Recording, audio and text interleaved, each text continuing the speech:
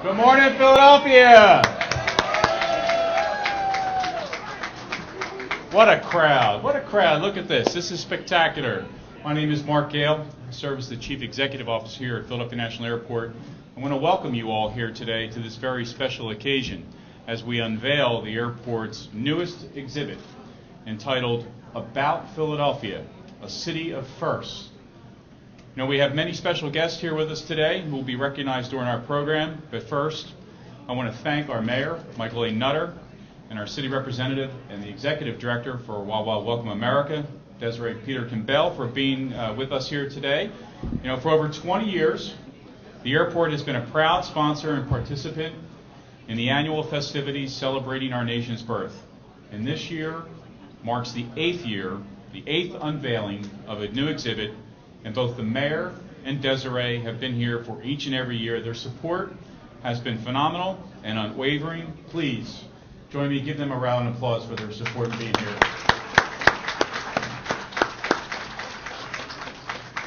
This week's celebration of America's birthday is a most fitting time to present this exhibit to the traveling public, many who come from all over the world. You've heard me say this before here. Nearly 31 million people travel through our airport each year. About 14 million of those passengers are just transferring from one airplane to another. And while the airport's primary mission is to facilitate the safe and efficient movement of all those passengers, whether they are starting or stopping their journey here in Philadelphia or just passing through, as a hub airport and as an international gateway, it is also our mission to serve as ambassadors for our city and for our region, providing the best possible passenger experience we can. Some passengers may never have been to our fine city or even considered it. We aim to change their thinking on that. We've had some pretty spectacular exhibits here on these walls over the past several years. Exhibits paying tribute to Philadelphia music and literary legends, a look at the history of Philadelphia baseball and the Liberty Bell, and one of our most popular exhibits, the 70th anniversary celebrating the service, commitment, and sacrifice of the Tuskegee Airmen, or as I like to refer to them, our rock stars. And just last year, an exhibit celebrating the 50th anniversary of the Civil Rights Act of 1964 and the crucial role that Philadelphia played. All have been phenomenal hits with both the traveling public as well as our employees. And each year, we challenge our extraordinary Chief Curator and Director of Image, Leah Douglas, to come up with yet another great exhibit as part of our contribution to the WaWa Welcome America celebration. And she never, ever fails. I guarantee you, today and for the year to come, it will be no different. I can best describe the essence of this new exhibit you will see here shortly by a short story. Just yesterday, Lee and I, while we're looking at this exhibit before the curtains went up around it, a passenger came up and was standing next to us. She didn't know who we were, and we overheard her talking. And her comments went something along the lines, "Wow, I did not know this about Philadelphia. Look at all this. It makes you want to come back and learn more about this city." That's what we do here.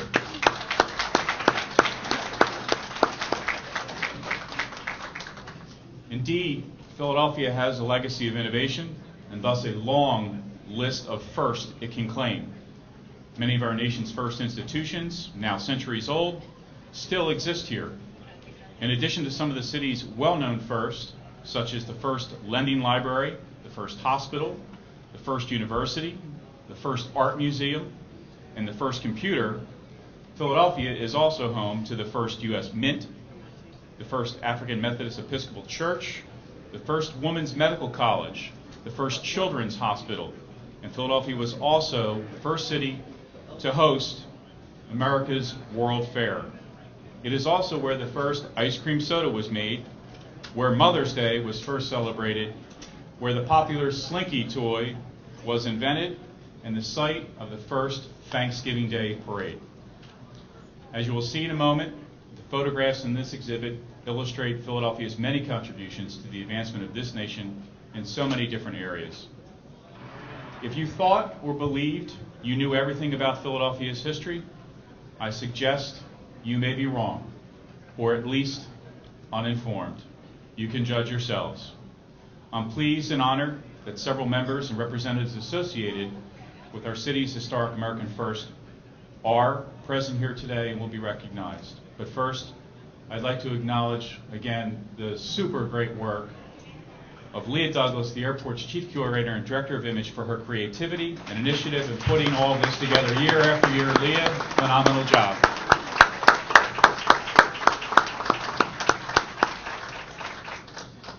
Now I'd like to introduce our city representative and the executive director of Wawa Welcome America, Ms. Desiree Peterkin-Bell. Desiree? Thank you, Mark. It's so exciting to be here once again. Good morning, everyone. Good morning. I love how we just do this right in the middle of the airport. I love it. So I'd like to once again thank you all for coming out today to celebrate About Philadelphia, the City of First exhibit. It's exciting to know that Philadelphia, as the nation's birthplace, played the leading role in forming and shaping this wonderful nation. And there's no better way to honor those that contributed in so many ways to our historical, cultural, innovative, and institutional origins than to commemorate them with this exhibit, unveiling during our Wawa Welcome America celebration. First, I'd like to thank Mayor Nutter, I don't think I've ever said that before, for his continued support of this amazing week-long festival that we call Wawa Welcome America, and CEO Mark Gale for the airport's continued participation in Welcome America. There would not be a Welcome America if not for your support and guidance, and I thank you today. Thank you, Mayor Nutter, and thank you, Mark Gale. This year's Wawa Welcome America program not only features unveiling of this exhibit at the airport, but exciting events all throughout the city of Philadelphia. All week long, residents and visitors from all over the world have been enjoying fun activities and programs for people of all ages. And the big day, July 4th, just a couple of days away, you can feel the excitement and anticipation building even more. Today, everyone is welcome to a free visit to the National Constitution Center. And you also get some free hoagies. It won't be raining then, so you can stand outside. Tonight at 8 o'clock, the Free Philadelphia Orchestra Neighborhood Concert begins at Penn's Landing, followed by a firework display. Tomorrow afternoon, Liberty Block Party with food, folks, and fun. Are you going to be there? It's free. So we have live entertainment, 3 stages underway in the heart of the historic district on 5th and 6th streets between Market and Chestnut. Performance by one of the only Philadelphia Pops will take place tomorrow night as well on the steps of Independence Hall. And the popular Philly at the Movies series concludes tonight in Rittenhouse Park with the viewing of The Sixth Sense. You guys remember that one? Directed and written by Philadelphia native M. Night Shyamalan. The week-long celebration culminates on the 4th, or as I like to say it, Philly owns the 4th. We got this.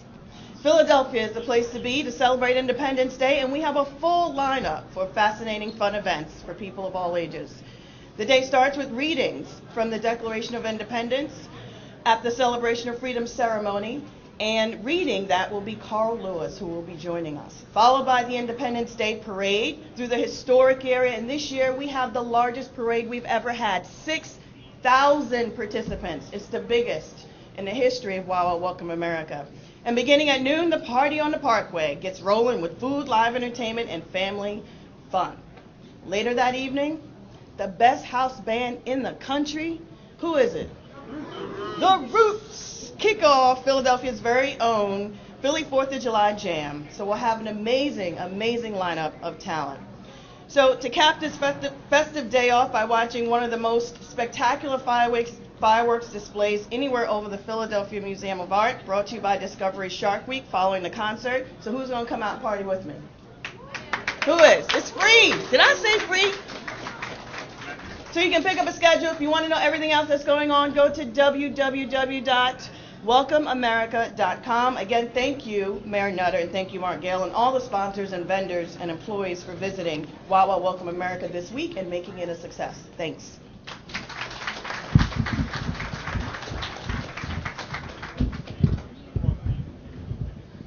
Thank you, Desiree.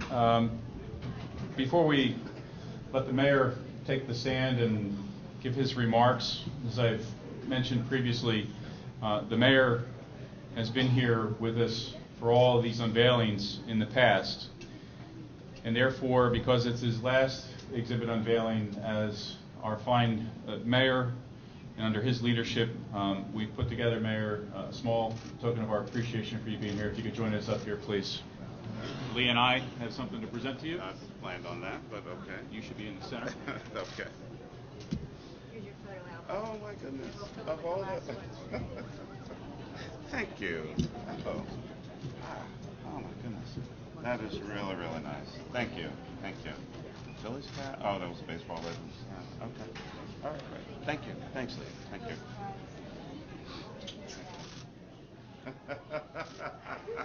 On the back. Awesome.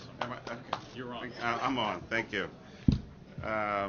Leah and Mark, thank you very, very much. That is that was a wonderful kind of quick stroll down memory lane for all of these events. We still have a lot more work to do over the next 6 months. We have a visitor coming who I think is going to bring a few, possibly million of his closest and best friends. Pope Francis is coming in September, so we have a lot to do. I appreciate the stroll down memory lane. I'll enjoy it maybe in about 8 months or so. To Mark Yale and Shelley over on the other side, and Leah, and all the folks here at Philadelphia International Airport, first and foremost, thank you so much, not only for that, but for what you do each and every day. The 30+ million passengers who come through, the family members. I met a group who were waiting for a high schooler who was in South America doing an exchange. They're enthusiastically waiting for her to come through. There's always a lot of joy. Maybe sometimes when you have to see a family member off, a little bit of sadness, but usually a whole lot of joy here at Philadelphia International Airport. We connect people to each other. Give it up for the airport and all the folks who work here. Thank you so very much. All the employees here at the airport, especially those who we just had the pleasure yesterday of signing the new use and lease agreement, a 5-year agreement that also guarantees for those, especially who work in baggage handling and deal with customers and the like, as of yesterday, a raise to $12 an hour to make sure that folks are getting not only a good job, but also can take care of their families. Very, very proud to sign that yesterday with Council President Clark and Steve Johnson and Mark Gale. A wonderful day for Philadelphia. Give it up for Leah Douglas one more time, our great curator, because I don't know how she comes up with these ideas. Fortunately, that's not my department. I've had this wonderful experience with Leah's daughter, Nev, who I've literally kind of mostly through this event watched grow up over these past 8 years. I'm probably totally embarrassing her by now, but now going on to high school and was in elementary school when we met, and it's just become a wonderful young lady. So again, please give it up for Leah and Nev and families here in our city. I want to thank you all for coming to this unveiling of a tremendous exhibit about Philadelphia, a city of firsts. And I just love talking about Philadelphia and sharing really with the country and the world the many, many things that this city has been about for over 200 plus years as a centerpiece of American society and really one of the great, great international cities in the world. And we just have to get a little more comfortable, quite frankly, with bragging about our city, loving our city. Yes, we have our challenges like any other big city, but we're the city. Where it really all started, and I'm going to talk about a few of those things. We celebrate our city as being the place of some of the most significant American events, inventions, and institutions that have ever taken place in our country. Founded in 1682, Philadelphia was one of the country's first cities and has been home to the most noteworthy firsts that shaped our wonderful nation. Called the birthplace of America, Philadelphia was the meeting place for the First Continental Congress, the Constitutional Convention, and of course, the first capital of the United States of America. It's a city where the nation's two most important documents, Declaration of Independence and the Constitution, were written and developed. And subsequently, of course, the Bill of Rights added, which we saw in action just the other day as the U.S. Supreme Court finally affirmed that you can love whomever you want, wherever you want in the United States of America, and we're proud about that as well. Philadelphia's firsts are extensive, from horticultural and medical advancements to human rights, the arts, and technology. About Philadelphia represents a small sampling of our city's incredible contributions to the nation's past and present. Let me talk a little bit about, more specifically, some of our Philadelphia firsts. To all those of you who are traveling through the airport right now, we do this every day. We have these kinds of activities. We welcome folks in a very special way. There's no other airport in the nation that welcomes people when they come through the terminal like we do here at Philadelphia International. Mark and Shelley over on the side say, "No, we don't do this every day." No, you can't say that. People are going to start expecting that. Anyway, in 1690, German immigrant William Rittenhouse and his son Nicholas built the first paper mill in North America in the heart of an early industrial village known as Rittenhouse Town, which of course we know now up in Germantown. The mill was operated for the next 150 years by 10 generations of the Rittenhouse family. Today the site serves as a reminder of the Rittenhouse family's contributions to the development of early America and the importance of paper-making industry in our economy. Executive Director Chris Owens and Board Member Mark Tuttle are here today on behalf of historic Rittenhouse Town. Thank you, Chris and Mark, for your hard work and dedication in preserving this historic site. Can we get Chris and Mark and give them a big round of applause? Are they here somewhere? Okay. All right. I know some of you others are here. I saw you. Like many other Philadelphia landmarks and institutions, the Philadelphia Zoo is an American first. It was the first zoo in the United States of America. The idea of an American zoo existed since the early 1700s, but it was the help of prominent Philadelphia physician, Dr. William Camac, which brought it to fruition. Philadelphia Zoo opened its gates on July 1st, 1874, and today is one of the city's most beloved attractions, home to more than 1,300 wonderful animals, with an attendance of approximately 1.35 million visitors per year. Andy Baker, the zoo's chief operating officer, is in attendance today. Andy, thank you for your commitment to sustaining Dr. Camac's legacy and our country's first zoo. Give it up for Andy. Andy's here. I knew Andy was here. Eastern State Penitentiary broke sharply from the prisons of its day by becoming the first U.S. prison designed with the ideals to reform and rehabilitate offenders rather than merely punish them. Designed by renowned architect John Haviland, Eastern State opened in 1829 and was considered, quote, a revolutionary new building on farmland outside of Philadelphia. Now, you know where Eastern State is. At the time, it was considered outside the city of Philadelphia. The original facility closed after 142 years of operation. Today, Eastern State operates as a museum and an historic site where visitors can explore firsthand its unique layout of cell blocks and guard towers. Eastern State CEO Sally Elk is present today. Sally, thank you very much. Give it up for Sally. Thanks to Dr. Philip Singh Physic, American soda made its debut in Philadelphia. Known as the father of American surgery, Dr. Physic introduced artificial carbonated water in 1807. The good doctor later added fruit syrup to improve its taste. Can't even imagine what that tastes like. Del Connor, listen to this one. Great grandson of Dr. Physic, reintroduced America's first soda to the market a few years ago, and is few years, I'm sure that meant later, and is here today. Del, I want you to know that your great-grandfather's legacy in this city is a prominent one that will never be forgotten. Give it up for Del Connor.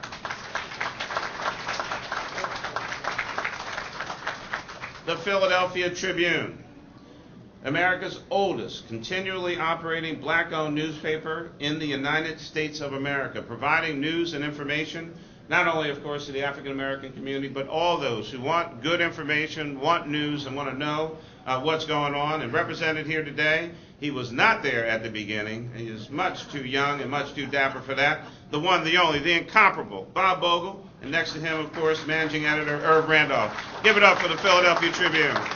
Doesn't Bob look great? The first annual reminder demonstrations held in Philadelphia marked the beginning of the national LGBT civil rights movement in America. On July 4th, 1965, LGBT advocates picketed at Philadelphia's Independence Hall carrying signs in support of equal rights for all citizens. It's been 50 years since the first of these Reminder Day demonstrations took place. And to commemorate this milestone, with us today are Mark Siegel, who I think was 5 at that time, Airport Advisory Board member, LGBT activist, and founder of the Philadelphia Gay News. I know he's not here, but I want to recognize Chris Bartlett, William Way LGBT Community Center Executive Director. I want to thank both of you for your dedication in fighting against discrimination. Discrimination hurts one, it hurts all, and for improving the lives of LGBT individuals and all Americans in our city and our nation. Give it up for Mark Siegel.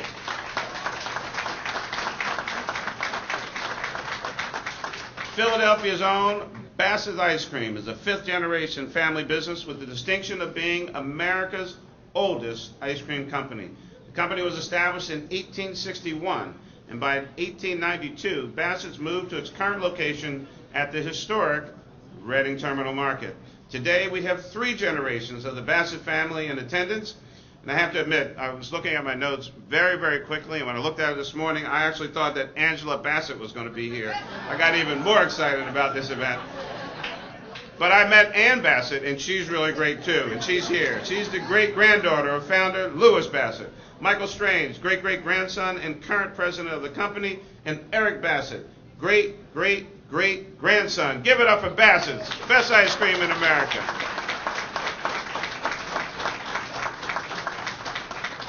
Bartram's Garden, a close neighbor to the Philadelphia International Airport, the oldest surviving botanical garden in the United States of America. John Bartram and his son William devoted themselves to the collection and study of North American plants.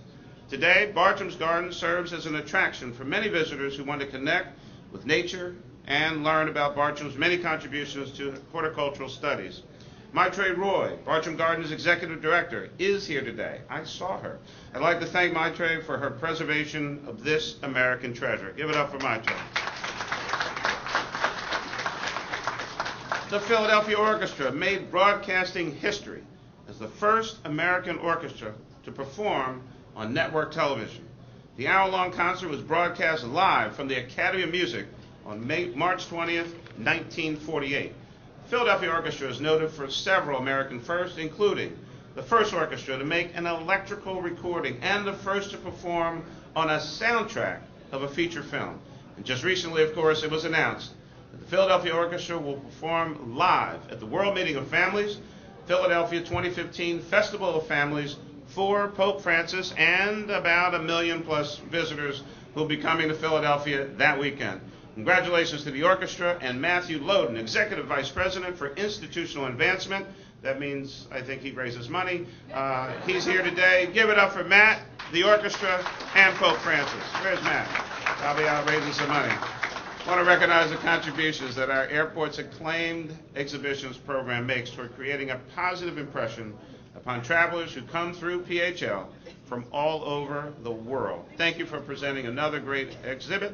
Best wishes and a safe and happy and fun 4th of July. Don't forget to check out the exciting and fun events that are happening in our city all week long. And later on today, one of the most incredible honors that any mayor could have, but you can only do this in Philadelphia.